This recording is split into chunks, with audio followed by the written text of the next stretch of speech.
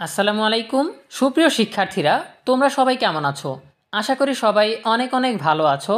তোমরা যারা 2026 সালের এসএসসি ও সমমান পরীক্ষায় অংশগ্রহণ করবে, তোমাদের তথ্য ও যোগাযোগ প্রযুক্তি বিষয়ের সংক্ষিপ্ত সিলেবাস এবং প্রশ্নের ধরন নিয়ে আমরা আজকের ভিডিওতে আলোচনা করব।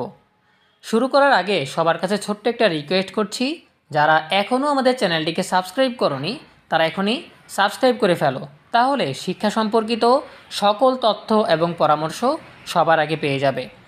আমরা সংক্ষিপ্ত সিলেবাস জানার আগে প্রথমে আমরা দেখে নেই যে আইসিটি বিষয়ের প্রশ্ন কীরকম হবে। এখানে তোমরা দেখতে পাচ্ছ এসএসসি ও সমমান পরীক্ষার বিষয়ভিত্তিক নম্বর বিভাজন 2026 সালের পরীক্ষা থেকে কার্যকর।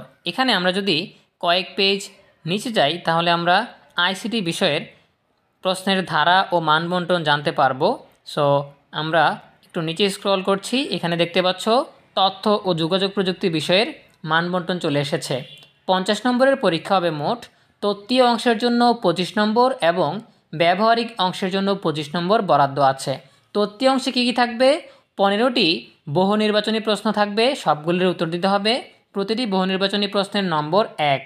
এরপর সংক্ষিপ্ত উত্তর এরকম প্রশ্ন থাকবে 8টি, যে কোনো 5টির উত্তর দিতে হবে।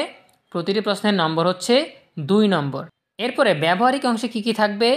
যন্ত্র বা উপকরণ সংযোজন ও ব্যবহার, প্রক্রিয়া অনুসরণ, উপাত্ত সংগ্রহ ও প্রক্রিয়াকরণ, অঙ্কন, পর্যবেক্ষণ, শনাক্তকরণ বা অনুশীলন, এগুলোর জন্য থাকবে 15 নম্বর।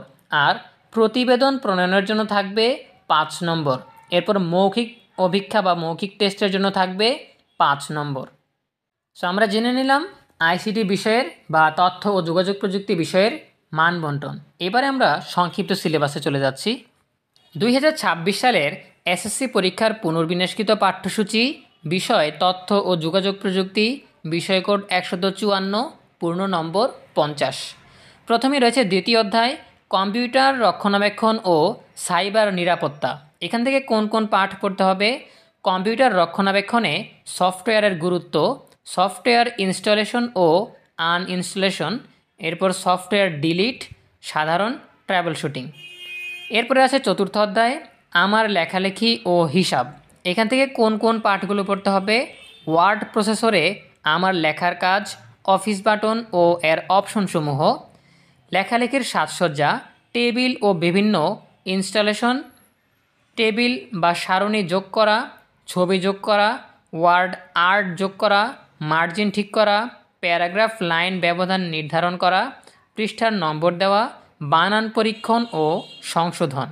এরপর রয়েছে স্প্রেডশিট ও আমার হিসাব, স্প্রেডশিট বিশ্লেষণ, স্প্রেডশিট ব্যবহারের ক্ষেত্র, স্প্রেডশিট ব্যবহারের কৌশল, গুণ করা, ভাগ করা, শতকরা নির্ণয় করা।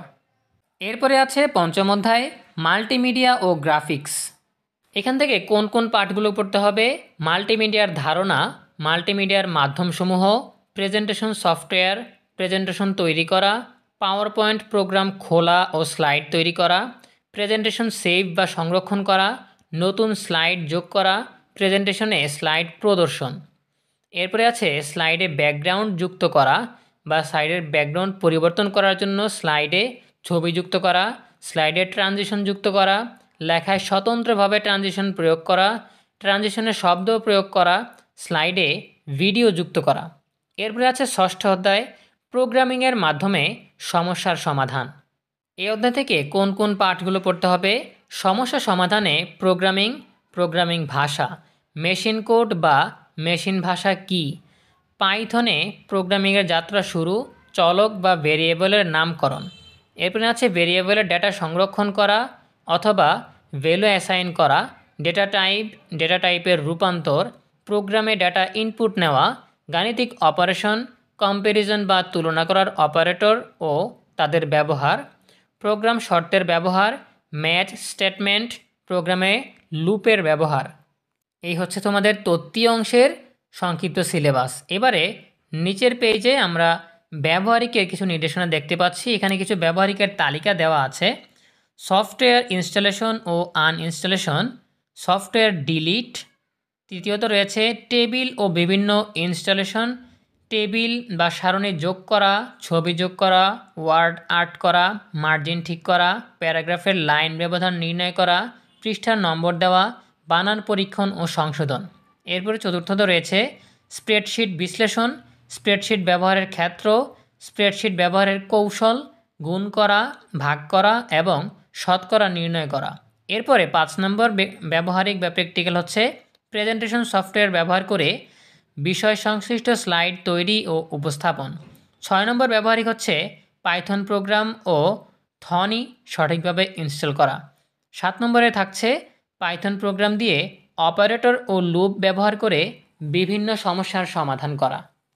প্রিয় শিক্ষার্থীরা, এই ছিল তোমাদের তথ্য ও যোগাযোগ প্রযুক্তি বিষয়ের সংক্ষিপ্ত সিলেবাস এবং প্রশ্নের ধরন। দেখা হবে পরবর্তী বিষয়ের সংক্ষিপ্ত সিলেবাস এবং প্রশ্নের মান বণ্টন নিয়ে। ভালো থাকো সবাই। ধন্যবাদ সবাইকে।